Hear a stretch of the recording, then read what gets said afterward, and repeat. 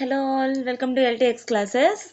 So ఈరోజు మన last article discuss చేసిన క్వశ్చన్ చూసి ఈరోజు important article for environment UPSC 2023 కోసం చూద్దాం.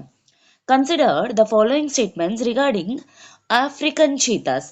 సో లాస్ట్ మన క్లాస్లోని చీతాస్ గురించి, చీతాస్ రీఇంట్రడక్షన్ ప్రాజెక్ట్ అనేది ఎంపీలో రీసెంట్గా జరిగింది. కూనోపాల్పూర్ నేషనల్ పార్క్ అని చెప్పేసి చూసాం. అండ్ ఆ దగ్గరలో ఉన్న రిలేటెడ్ జాగ్రఫీ రిలేటెడ్ థింగ్స్ అనేవి కూడా చూసాం.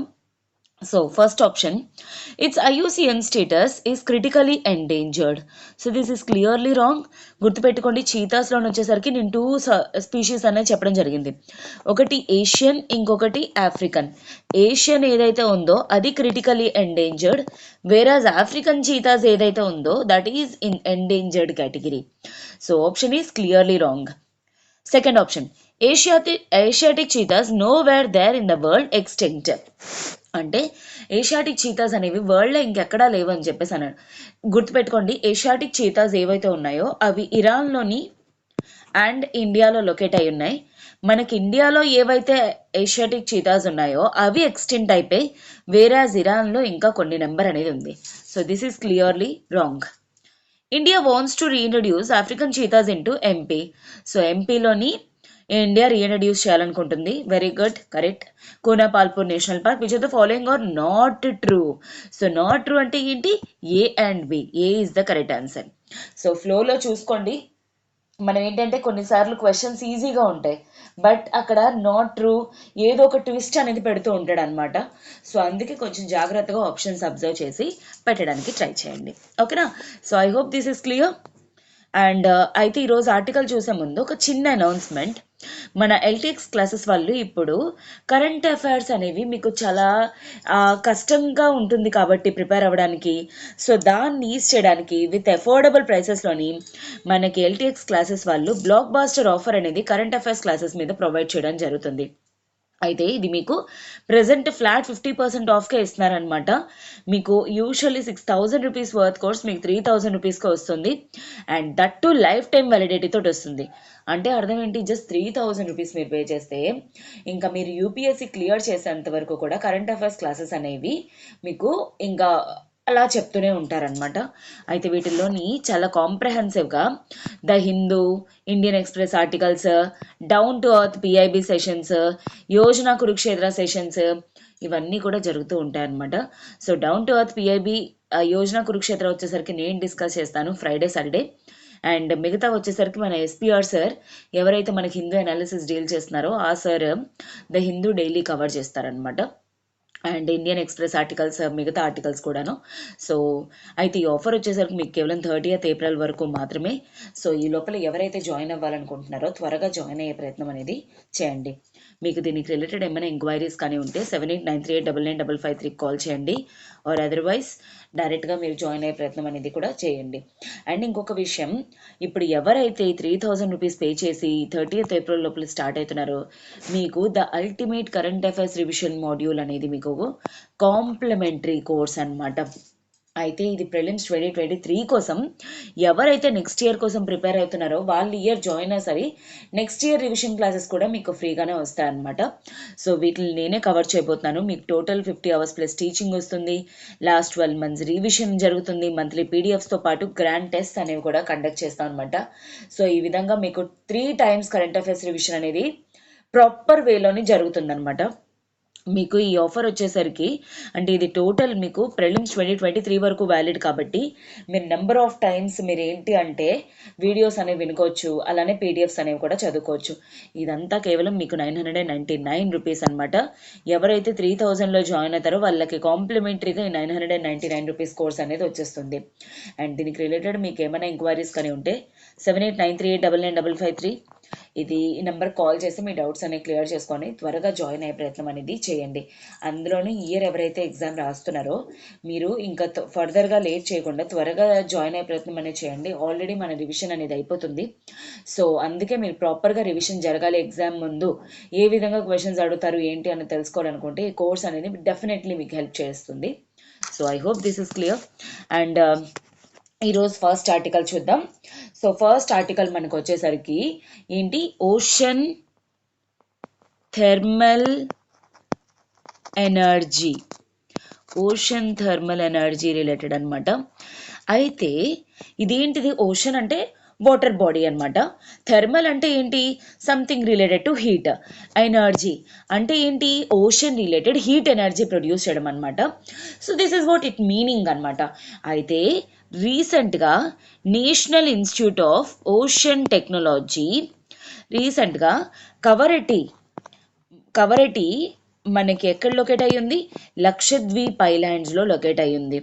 సో కవరట్టి అనే ప్లేస్లోని లక్షద్వీప్ ఐలాండ్స్లోని మన మినిస్ట్రీ ఆఫ్ ఎర్త్ సైన్సెస్ ఇంకా NIOT ministry of earth sciences వీళ్ళిద్దరూ కలిపి ఓషన్ థర్మల్ ఎనర్జీ ప్లాంట్ అనేది స్టార్ట్ చేద్దామని చెప్పేసి డిసైడ్ అవ్వడం అనేది జరిగిందనమాట. అయితే దీని రిలేటెడ్ మనకు వచ్చేసరికి ఓషన్ థర్మల్ ఎనర్జీ ప్లాంట్ అనేది ఆల్మోస్ట్ ఇక్కడ లక్షద్వీప్లో ఏదైతే లొకేట్ చేస్తున్నారో, ఏదైతే ప్లేస్ చేస్తున్నారో ఆల్మోస్ట్ 65 కిలోవాట్ ఎనర్జీ అనేది ఉంటుందన్నమాట. టోటల్ కంప్లీట్ ఇండిజినస్ టెక్నాలజీ అంటే అర్థం ఏంటి, దీని రిలేటెడ్ టోటల్ టెక్నాలజీ అంతా కూడాను ఇండియాలోనే ప్రిపేర్ అయ్యిందనమాట. ఇండియన్ తాలూకా డిస్కవరీ కైండ్ ఆఫ్ థింగ్స్ అనమాట. అయితే దీంట్లోని లో టెంపరేచర్ థర్మల్ డీసైలనేషన్ అనేది ఒక టెక్నాలజీ అనమాట. ఈ టెక్నాలజీ ద్వారా ఏంటి అంటే క్లీన్ ఎనర్జీని ఇంకా అలానే పోర్టబుల్ డ్రింకింగ్ వాటర్ని జనరేట్ చేయాలని చెప్పేసి అనుకుంటున్నారనమాట. అయితే ఈ లో టెంపరేచర్ థర్మల్ డీసైలనేషన్ అంటే ఏంటంటే, సో ఏదైతే టెంపరేచర్ డిఫరెన్సెస్ ద్వారా అంటే మనకి సీ సర్ఫేసెస్లోని టెంపరేచర్ డిఫరెన్సెస్ అనేవి ఉంటుంది. ఆ టెంపరేచర్ డిఫరెన్సెస్ ద్వారా వాటి ద్వారా ఏంటి అంటే ఈ sea water or ocean water ఏదైతే ఉందో ఆ సాలినిటీని, ఓకే, అది సాలైన్గా ఉంటుంది కదా, ఉప్పుగా ఉంటుంది కదా వాటర్ అని. సో ఆ సాలినిటీని డీసలైన్ చేసి ఆ వాటర్ని డ్రింకింగ్ వాటర్ లాగా యూజ్ చేయాలని చెప్పేసి అనుకుంటున్నారనమాట. So this is a kind of double use అనమాట. ఒక సైడ్ ఎనర్జీ జనరేట్ అవుతుంది, ఇంకో సైడ్ ఏమోంచి మనకి పోర్టబుల్ డ్రింకింగ్ వాటర్ ప్రాబ్లం అనేది కూడా సాల్వ్ చేస్తున్నారనమాట. సో ఈ పర్టికులర్ ప్లాంట్ ద్వారా అయితే ఈ ప్లాంట్ ద్వారా ఆల్మోస్ట్ రోజుకి 1,00,000 లీటర్ వాటర్ అనేది వస్తుంది ప్లాంట్ ద్వారా. సో సి ఎంత ఎనర్జీ అనేది జనరేట్ అవుతుంది, అలానే వాటర్ అనేది కూడా వస్తుంది అనమాట. సో అయితే is this the first time India wants to establish that? No. 1980లోనే మన గవర్నమెంట్ ఆఫ్ ఇండియా ఏంటి అంటే తమిళనాడు కోస్ట్లోని పెట్టాలి అని చెప్పేసి అనుకుంది. But Tamil Nadu Coast some differences వల్ల ఏంటి అంటే అక్కడ it could not happen anyways. అయితే ఇంతకీ మేడం ఈ టెక్నాలజీ ఎలా వర్క్ అవుతుంది? So this is very important, try to understand. నేను క్లియర్గా చెప్తాను. సో ఇదంతా కూడా మనకి ఒకవేళ సర్ఫేస్ లెవెల్స్ అనుకుంటే, ఈ డెప్త్లో ఉన్న లెవెల్స్ ఆఫ్ ఏదైతే ఉందో డీప్ వాటర్స్ అనుకున్నాం అనుకోండి. సో మనకి సన్ రేస్ వల్ల సర్ఫేస్ వాటర్ అనేది కొంచెం హీట్ ఉంటుంది compared to the deep waters కోల్డ్లా ఉంటాయి, సర్ఫేస్ వాటర్ వచ్చేసరికి హీట్ ఉంటుంది బికాస్ ఆఫ్ ట్రాపికల్ రీజియన్స్. ఎందుకంటే ఇది ట్రాపికల్ రీజియన్లో ఇండియా లొకేట్ అయింది కాబట్టి మన సన్ ఎనర్జీ ద్వారా సర్ఫేస్ వాటర్ హీట్గా ఉంటుంది, డీప్ వాటర్స్ కోల్డ్ ఉంటుంది. సో ఏదైతే ఇక్కడ హీట్ కోల్డ్ ఈ టెంపరేచర్ డిఫరెన్సెస్ ఏవైతే ఉన్నాయో ఈ డిఫరెన్సెస్ ద్వారా ఈ టర్బైన్ అనేది దీన్ని యూజ్ చేసుకొని టర్బైన్ అనేది జనరేట్ చేస్తారనమాట. ఈ టర్బైన్ని జనరేట్ చేయడం ద్వారా మనకి ప్రొడ్యూస్ అయ్యేది క్లీన్ ఎనర్జీ. సో ఎలా అయితే మన సోలార్ ఎనర్జీ, విండ్ ఎనర్జీ ఎలాగైతే మనకి క్లీన్ ఎనర్జీ అంటే ఏంటి, ఎటువంటి కార్బన్ డైఆక్సైడ్ ఎమిషన్స్ అనేవి జరగకపోవడం అనమాట. సో ఈ క్లీన్ ఎనర్జీని జనరేట్ చేయాలి అని చెప్పేసి అనుకుంటున్నారు. ఈ టెక్నాలజీ అనేది ఇలా వర్కౌట్ అవుతుంది. ఒక సైడ్ టర్బైన్ ద్వారా ఎనర్జీ అనేది జనరేట్ అవుతుంది, ఇంకో సైడ్ డీప్ వాటర్స్ కండెన్స్ అయిపోయి డ్రింకింగ్ వాటర్ అనేది కూడా మనకి ఇంకో పైప్ ద్వారా కూడా వచ్చేస్తుంది అనమాట. సో ఒకే టెక్నాలజీ ద్వారా 2 ప్రాబ్లమ్స్ అనేవి సాల్వ్ చేయాలి అని చెప్పేసి అనుకుంటున్నారనమాట. అయితే ఈ కైండ్ ఆఫ్ ప్రాసెస్ అనేవి 2 టైప్స్ ఉంటాయి అనమాట. ఒకటి ఏంటి, క్లోజ్డ్ సైకిల్ మెథడ్ అండ్ ఇంకొకటి ఓపెన్ సైకిల్ మెథడ్. సో ఆ పేరులోనే ఉంది. ఇఫ్ అట్ ఆల్ ఏదైతే ఎనర్జీ ఇంకా డ్రింకింగ్ వాటర్ అనేది జనరేట్ అవుతుందో, if at all total closed cycle ప్రాసెస్లో జరిగిందనుకోండి, దాన్ని క్లోజ్డ్ సైకిల్ మెథడ్ అంటారు. ఓపెన్గా దాన్ని అంటే మొత్తం అంతా కూడా తీసుకున్నారనుకోండి, అంటే బయటకు ఎనర్జీ జనరేట్ అవుతుంది, దాని ద్వారా తీసుకుంటున్నారు, వాటర్ బయటకు వచ్చేస్తుంది, అంటే దాన్ని ఓపెన్ సైకిల్ మెథడ్ అంటారనమాట. ఈ ప్రాసెస్లోని పర్టికులర్ ప్రాసెస్లోని ఏంటి అంటే అమోనియా ఇంకా హైడ్రోజన్ ఇంకా వాటర్, క్లీన్ వాటర్ అనమాట జనరేట్ అవుతుంది. సో దీని ద్వారా హైడ్రోజన్ కూడా వస్తుంది, కాబట్టి మన హైడ్రోజన్ ఎనర్జీ డెవలప్ చేయడానికి కూడా మనకి హెల్ప్ చేస్తుంది. అమోనియా కూడా వస్తుంది అనమాట. So which is not at all alcoholic in the nature and which is అంటే మనకి హార్మ్ఫుల్ కాదనమాట ఎన్వైర్న్మెంట్లోకి వచ్చేసరికి. అందుకే దీన్ని క్లీన్ ఎనర్జీ అంటారనమాట. అయితే ఇంతకీ ఈ ఓషన్ థర్మల్ ఎనర్జీ తాలూకా కెపాసిటీ ఇండియా ఎందుకు ఇది అడ్వాంటేజ్? ఎందుకంటే as India is lying in tropical region, కాబట్టి ఈ ట్రాపికల్ రీజియన్లోని మనకి అట్లీస్ట్ ఈ టెంపరేచర్ డిఫరెన్సెస్ అనేవి సర్ఫేస్కి అండ్ డీప్ వాటర్స్కి అట్లీస్ట్ డిఫరెన్స్ అనేది 20 degrees ఉంటుంది, which is more useful for generating energy generate చేయడానికి. ఎగ్జాక్ట్లీ ఈ డిఫరెన్సెస్ ద్వారా ఈ పర్టికులర్ డిఫరెన్స్ అనేది వెరీ వెరీ ఇంపార్టెంట్. అండ్ ఈ పర్టికులర్ డిఫరెన్స్ అనేది కంటిన్యూస్గా ఇండియాలోని మన ఓషన్స్కి ఉండడం వల్ల డెఫినెట్లీ ఈ ప్లాంట్ అనేది చాలా చాలా హెల్ప్ అవుతుంది. అయితే ఫ్యూచర్లో ఇంకా మనం ఏంటి అంటే ఆల్మోస్ట్ 180,000 మెగావాట్స్ ఆఫ్ ఎనర్జీ అనేది జనరేట్ చేయొచ్చు. అంటే ఇది యాక్చువల్లీ ఇండియాస్ పొటెన్షియల్. ఇంకా ఫ్యూచర్లో ఒకవేళ ట్యాప్ చేసినట్లయితే, ఎందుకంటే India has almost 7,516 kilometres long Coast line ఉంది, మనకి లాంగ్ కోస్టల్ లైన్ ఉంది. సో దీని ద్వారా డెఫినెట్లీ మనం ఏంటి అంటే ఈ ఓషన్ థర్మల్ ఎనర్జీని ఆ డిఫరెన్సెస్ని యూజ్ చేసుకొని మనం ఎనర్జీ అనేది జనరేట్ చేసుకోవచ్చు అనమాట. అయితే ఇండియాకి ఇది పర్టికులర్ ప్లేస్లో మనం కరెక్ట్గా ట్రాపికల్ రీజియన్లో ఉండడం వల్ల ఇది ఇండియాకు ఒక బ్లెస్సింగ్ అనమాట. అండ్ ఇంకొకటి ఏంటి అంటే ఇవే కాకుండా వీటితో పాటు ఈ కోల్డ్ వాటర్స్ ఏదైతే ఉన్నాయో ఆ కోల్డ్ వాటర్స్ అనేవి న్యూట్రియంట్ రిచ్ వాటర్స్ అనమాట. సో దాని ద్వారా ఏంటి ఈ న్యూట్రియంట్ రిచ్ వాటర్స్ని మనం ఏంటి అంటే కమర్షియల్ పర్పస్ కూడా యూస్ చేసుకోవచ్చు. ఓకే, కమర్షియల్ పర్పసెస్ అంటే ఏంటి? ఫర్ ఎగ్జాంపుల్ ఎయిర్ కూలింగ్లో కానీ, ఎయిర్ కండిషనింగ్లో కానీ, లేదంటే ఈ మనకి ఇంకా చెప్పాలి అంటే ఎట్సెట్రా కూల్డ్ గ్రీన్ హౌసెస్లో కానీ, ఆక్వాకల్చర్లో కానీ, ఇలాంటి వాటిల్లోని మనం యూజ్ చేసుకునే స్కోప్ అనేది ఉంటుందన్నమాట.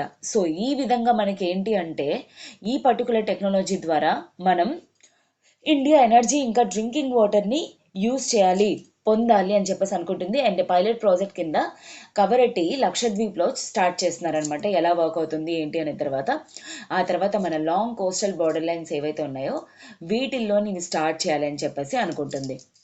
అయితే దీనికి అడ్వాంటేజెస్ ఉన్నాయి, సరే దీనికి కొన్ని డిసడ్వాంటేజెస్ కూడా ఉన్నాయన్నమాట. ఏంటి ఆ డిసడ్వాంటేజెస్? ఇంకా ఇండియా ఏదైతే ప్రాసెస్లో ఉందో అది still into research and development stage only. And ఈ ప్లాంట్ ఏదైతే ఉందో ఆ plant it requires high up front cost. High up front cost అంటే అర్థం ఏంటమ్మా? స్టార్టింగ్ ఇనీషియల్గా పెట్టేటప్పుడు చాలా హ్యూజ్ అమౌంట్స్ అనేవి కావాల్సి వస్తుంది. సో ఇప్పుడంటే గవర్నమెంట్ పెట్టింది, తర్వాత ప్రతి స్టేట్లోని కూడా గవర్నమెంట్ అనేది పెట్టడం అనేది కష్టం కదా. సో అప్పుడు మళ్ళా టఫ్ అయిపోతుంది అనమాట. అండ్ ఇంకొకటి ఏంటి అంటే ఇది కేవలం లార్జ్ స్కేల్లో మాత్రమే చేయగలం. So that is the biggest hurdle అనమాట. స్మాల్ స్కేల్స్లో అస్సలు మనం చేయలేమన్నమాట. సో దట్ ఈజ్ ఇవి కొన్ని ఛాలెంజెస్. బట్ వీటిల్ని కానీ ఒకవేళ అడ్రస్ చేసినట్లయితే ఈవెన్ ప్రైవేట్ ప్లేయర్స్ని కూడా ఇన్వెస్ట్మెంట్స్ని దీంట్లో ఒకవేళ ఎంకరేజ్ చేసినట్లయితే డెఫినెట్లీ ఇది ఫ్యూచర్లో ఒక సక్సెస్ఫుల్ ప్రాజెక్ట్ అవుతుంది అని చెప్పేసి చెప్పడం అనేది జరుగుతుంది. ఎందుకంటే India is blessed with solar energy కాబట్టి and huge amounts of sea waters కాబట్టి. సో ఈ రెండింటిని ట్యాప్ చేసుకొని మన ఎనర్జీ అనేది డెఫినెట్లీ జనరేట్ చేయొచ్చు. అండ్ ఇది కంటిన్యూస్ ప్రాసెస్ అనమాట యాక్చువల్లీ. ఎందుకు అంటే సోలార్ ఎనర్జీ అనుకోండి, ఫర్ ఎగ్జాంపుల్ సూర్యుడు ఎప్పుడైతే మనకి ఉంటాడో కేవలం ఆ టైంలోనే, ఫర్ ఎగ్జాంపుల్ రైనీ సీజన్లోనే సోలార్ పీవీ సెల్స్ అనేవి పోతాయి. కానీ ఈ పర్టిక్యులర్ ఎనర్జీ మాత్రం మనం కంటిన్యూస్ 365 డేస్ కూడా జనరేట్ చేయగలం ఇఫ్ పాసిబుల్ అనమాట. ఓకేనా. అండ్ ఇంకొకటి ఏంటి అంటే ఇంపార్టెంట్ థింగ్, కేవలం ఓషన్ థర్మల్ ఎనర్జీ అంటే ఈ థర్మల్ డిఫరెన్సెస్ తోటే కాకుండా మనం వేవ్ ఎనర్జీ అంటే వేవ్స్ తాలూకా మూమెంట్ ద్వారా, అలాగే టైడల్ ఎనర్జీ టైడ్స్ తాలూకా మూమెంట్స్ మీద, అండ్ ఇంకొకటి ఏంటి అంటే కైనెటిక్ ఎనర్జీ అనేది యూజ్ చేసుకొని ఈ ఓషన్స్ ద్వారా ఎనర్జీ అనేది జనరేట్ చేసుకోవచ్చు. కాకపోతే వీటన్నిటిలో కల్లా ఫీజిబుల్ ప్రాసెస్ ఏమని అంటున్నారు, ఫీజిబుల్ అండ్ అఫోర్డబుల్ ప్రాసెస్ ఏంటి అంటే this ocean thermal energy power plants అని చెప్పేసి చెప్పడం జరుగుతుంది. ఎందుకంటే ఇవి లార్జ్ స్కేల్లో ఉంటాయి కాబట్టి ఆల్మోస్ట్ అటు వాటర్ ప్రాబ్లమ్ని, ఇటు ఎలక్ట్రిసిటీ ప్రాబ్లమ్, క్లీన్ ఎలక్ట్రిసిటీ ఏదైతే ఉందో ఆ మొత్తం మనం ఒకేసారి ట్యాకిల్ చేసే విధంగా హెల్ప్ చేస్తుంది అని చెప్పేసి చెప్పడం జరిగిందనమాట. ఓకేనా. So this is all about that article. I'm moving to the next article వచ్చేసరికి కోస్టల్ రీజియన్ కన్జర్వేషన్.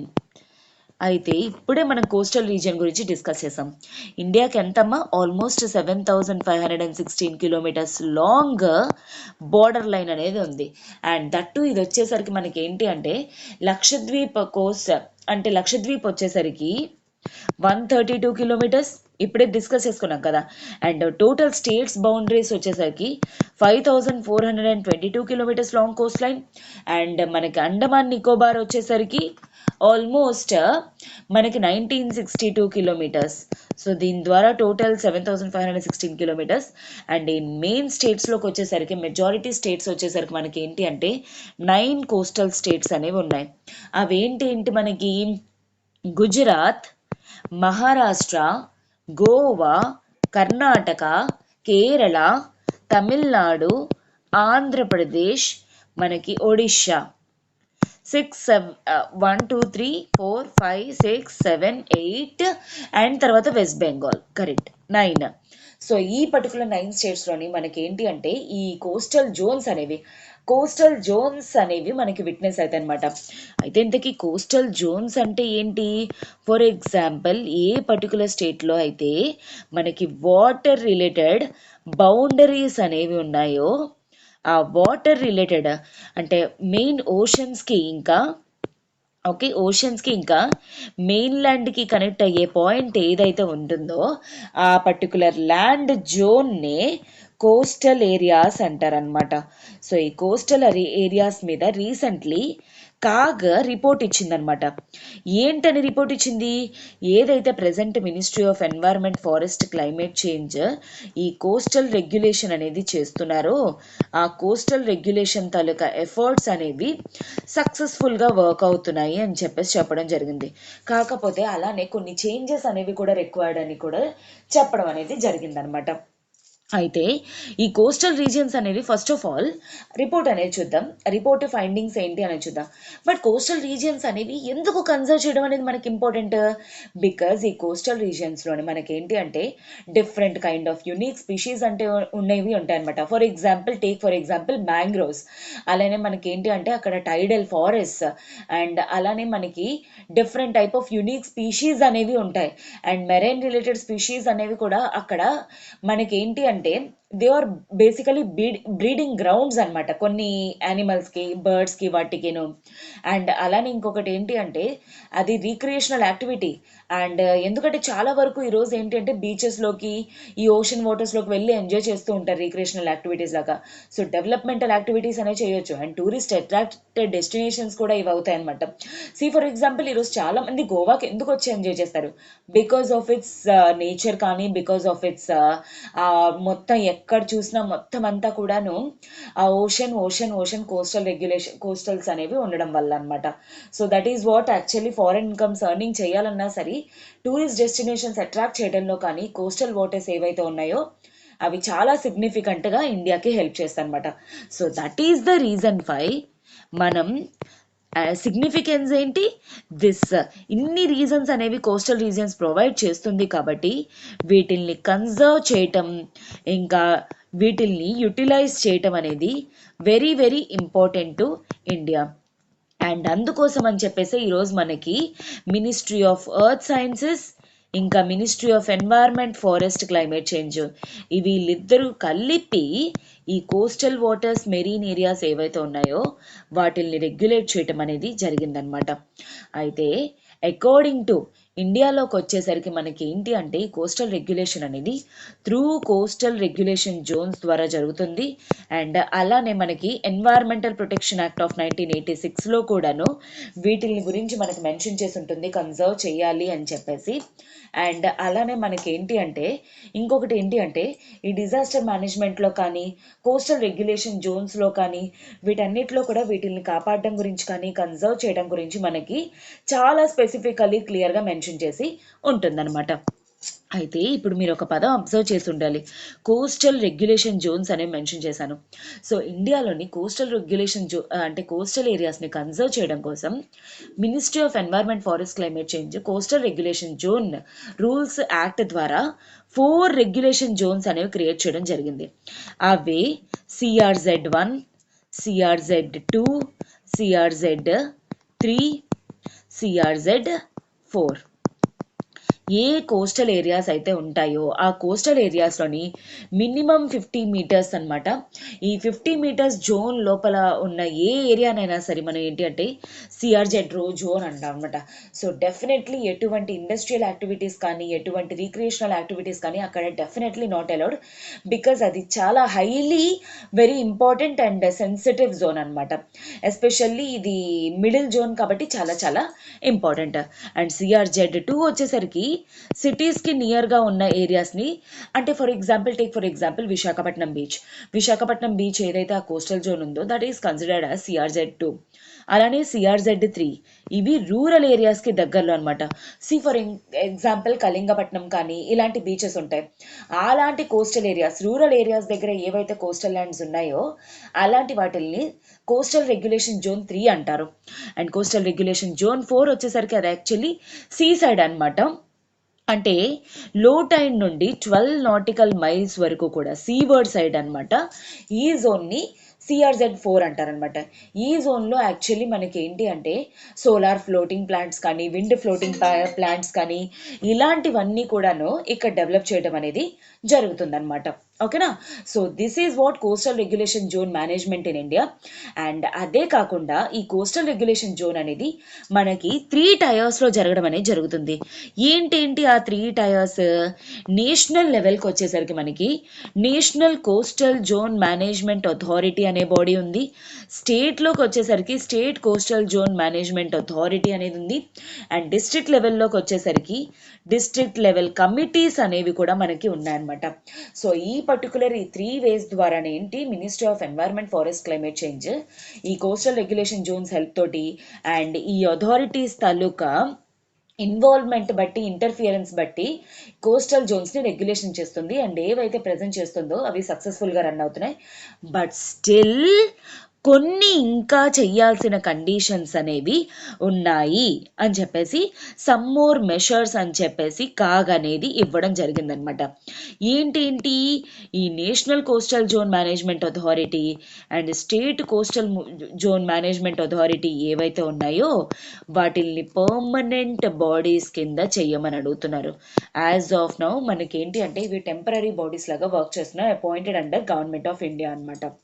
అండ్ ఇంకొకటి ఏంటి అంటే ఈ కోస్టల్ రెగ్యులేషన్ జోన్స్ ఏవైతే ఉన్నాయో ఆ పర్టికులర్ జోన్స్లోని నేషన్ ఇంకా స్టేట్స్ అంటే సెంటర్ ఇంకా స్టేట్స్ కొన్నిసార్లు ఏంటి అంటే ఎటువంటి విధంగా ఎటువంటి ఇంపాక్ట్ అసెస్మెంట్ అనేది చెయ్యకుండా అండ్ కొన్నిసార్లు ఏంటి అంటే మిస్టేకెన్ అసెస్మెంట్స్ అనేవి తీసుకొని ప్రాజెక్ట్స్ అనేవి అలొకేట్ చేస్తున్నారు. సో ఇలాంటి ప్రాజెక్ట్స్ అనేవి అలొకేట్ చేయకూడదు అని చెప్పేసి చెప్పడం అనేది జరిగింది. సో స్ట్రిక్ట్గా ఉండాలి అని చెప్పేసి. అండ్ పోస్ట్ క్లియరెన్సెస్ అనేది కేవలం ఎన్వైర్మెంటల్లీ ఫ్రీ జోన్స్కి అంటే ఏవైతే ఎన్వైర్మెంట్కి ఎఫెక్ట్ ఉండదో కోస్టల్ రెగ్యులేషన్కి ఎఫెక్ట్ ఉండదో అటువంటి ఏరియాస్కి మాత్రమే పోస్ట్ క్లియరెన్సెస్ అనేవి ఇవ్వాలి, ఎక్కడ పడితే అక్కడ ఇవ్వకూడదు అని చెప్పేసి చెప్పడం జరిగిందనమాట. అండ్ ఇంకొకటి ఏంటి అంటే integrated coastal zone management plan అనేది ఉంది. ఈ పర్టికులర్ ప్లాన్ అనేది యాక్చువల్లీ ఏంటి అంటే 2008లోనే కంప్లీట్ చేశారనమాట. అంటే టోటల్ మనకి ఎక్కడెక్కడ హజార్డ్ లైన్స్ అనేవి ఉన్నాయి వాటిల్ని ఐడెంటిఫై చేసి మొత్తం అంతా కూడాను అక్కడ ప్రీ యాక్టివిటీస్ అనేవి చేసే విధంగా ఒక ప్లాన్ అనేది అనమాట. బట్ స్టిల్ దాన్ని ఇంకా ఇంప్లిమెంట్ చేయలేదు. దీన్ని ప్రాపర్గా ఇంప్లిమెంట్ చేయటం అనేది కూడా ministry of environment forest climate change taluka responsibility అనేది చెప్పడం అనేది జరిగిందనమాట. ఓకేనా? So I hope this is clear. ఇది మనకి కోస్టల్ రెగ్యులేషన్ జోన్ అనమాట. మీకు సిఆర్జెడ్ జోన్స్ చెప్పాను, వేటిలో మెన్షన్ చేసి ఉందో చెప్పాను, ఏ విధంగా రిపోర్ట్ అనేది ఇవ్వడం జరిగింది చెప్పాను, and everything I have discussed. And ఇంకొకటి ఏంటి అంటే మనకి పాలిటీ పర్స్పెక్టివ్లో CAG related important. Controller and auditor general ఏదైతే ఉన్నాడో వాడు ఏం చేస్తాడు, ఇండియాలోని బోత్ సెంటర్ అండ్ స్టేట్స్వి అకౌంట్స్ ఏవైతే ఉన్నాయో ఆ అకౌంట్స్ని ఆడిట్ చేస్తాడనమాట పర్టికులర్ స్టాండర్డ్స్ ద్వారా.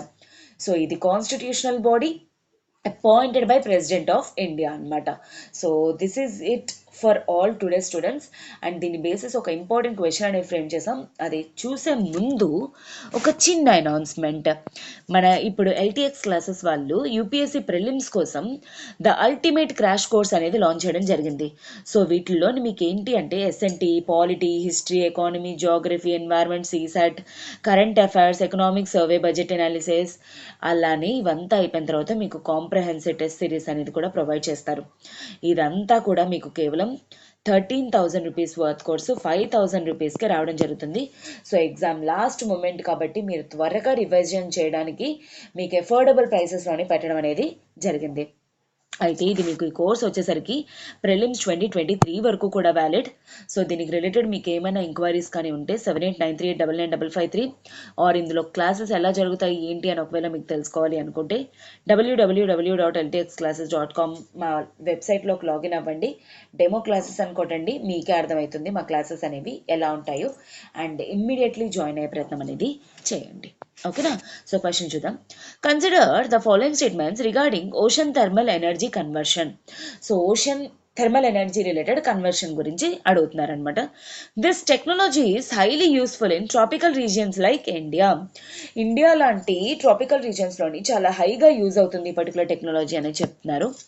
అండ్ ఈ టెక్నాలజీ అనేది టెంపరేచర్ డిఫరెన్సెస్ని యూజ్ చేస్తూ ప్రొడ్యూస్ ఎలక్ట్రిసిటీ.